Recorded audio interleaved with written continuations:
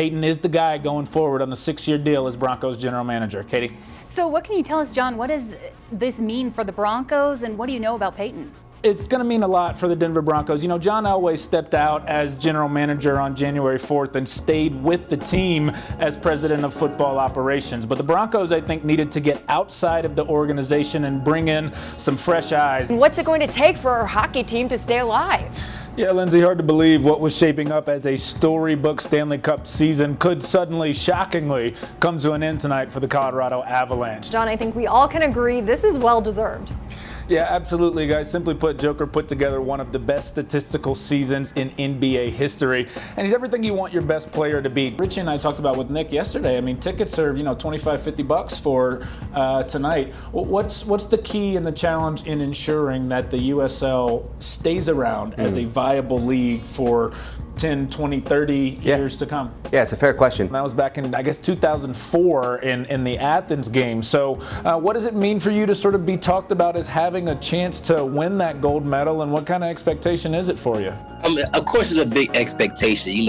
I basically got the whole country on my back. Just into the 11 Breaking News Center, Adam Schefter with ESPN is reporting that the Ravens-Steelers game scheduled for Thursday night, Thanksgiving night, has been postponed to Sunday. Boston Red Sox have rehired manager Alex Cora, who was dismissed in the wake of a league-wide cheating scandal. And finally, LeBron James named Time Magazine Athlete of the Year. Coming up, we got top March Madness moments. We're going to get a real breakdown of the Colorado Buffaloes. How far can Colorado go? Look back at some March Madness moments in the past, all of our favorite March Madness moments. But guys, let's just start with the overall outlook of the tourney. So it's going to happen, but I don't think it's going to be Colorado. Georgetown's hot, but they're not that good, frankly. They got in because they won the Big East tournament, and, they have some talent, but they're pretty inconsistent. But I think Colorado has that group. You need a few things, I think, to avoid the upset. You got to have a veteran team, and you got to have a star player. When you get into the end of the ball game, right, you need a guy who can just go get you a bucket, and McKinley Wright is that. He's a big-time senior leader.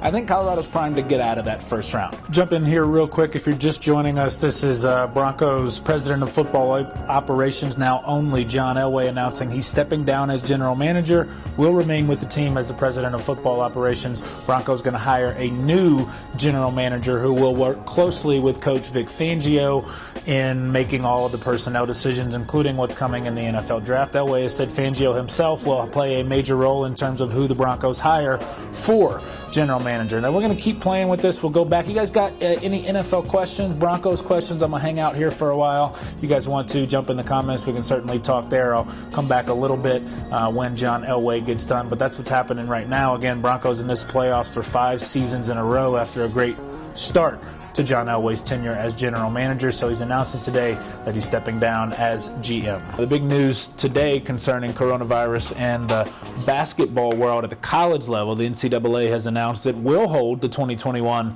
men's tournament, aka March Madness, but it'll happen all in the state of Indiana, with most games happening in Indianapolis. Now remember, the 2020 NCAA tournament, March Madness, was totally canceled because of COVID-19.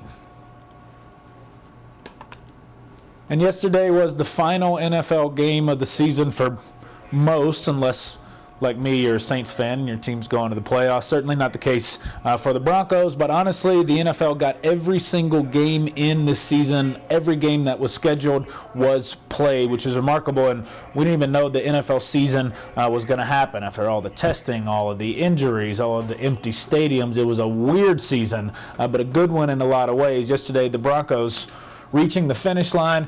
They honored Floyd Little with that number 44, who died on Friday, the Syracuse and Denver Broncos great. He's a Hall of Famer. First quarter, Drew Lock looking to get Denver on the board, and he does so with a rifle into the back of the end zone. Broncos up 10-3, and the defense came to play. Raiders quarterback Derek Carr's pass tipped and picked off Justin Simmons. What a player he is. Broncos force 4 turnovers on the day. Melvin Gordon takes the turnover, turns it into points into the end zone. Denver gets the lead, and then this is one of the plays of the day in the NFL. Drew Lock from his own goal line. Jerry Jeudy had a bunch of drops last week. Not that time. Hauls it in and hauls it to the end zone. How about 92 yards to the house for the Alabama rookie? But the Raiders would come back, punch it in. Josh Jacobs on 4th and goal. Now that put Denver within 1 point. They would go for two under 24 seconds to play. Derek Carr finds a tight end, Darren Waller.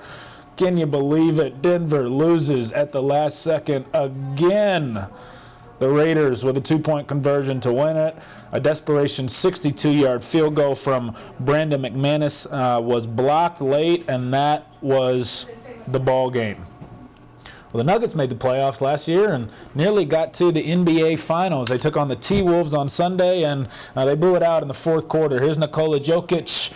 Another triple-double from him, elbow jumper, and the big man, he's such a great passer. A little dump off to Jamal Murray on the baseline, and then Murray shot fake, puts it on the floor. The kiss off the glass, 36 points for Jamal Murray. It was a season high for him. Little elbow jumper there, nothing but net. Murray looking healthy, and the Nuggets looking good. They took down Minnesota 124-109 on the road yesterday. And to the ice, the Colorado Avalanche, they're rested, they're healthy, they're ready to go. They start their new season in 10 days, and they're one of the few teams on a short list for potential Stanley Cup champions. We know how close the Avs got last season. Yesterday, the first official day of training camp. The season's a little different. It's a 56-game schedule, only against other teams in their division. That, of course, because of COVID-19 restrictions. The Avs made some offseason moves to fill some weak spots on their roster, but it's a pretty darn good roster, and it could be a very special year for the Avalanche. For depth, I think it's absolutely the deepest team that we've had. And, that's part of that is growth from our draft picks. When it comes to the schedule, it's interesting. It's a new set of challenges. You can approach some of those situations almost like a playoff series. And we all know that being 500 isn't good enough. Avs are actually odds-on favorite in a lot of sports books to bring home the Stanley Cup. Puck drops on the season January 13th against the St. Louis Blues.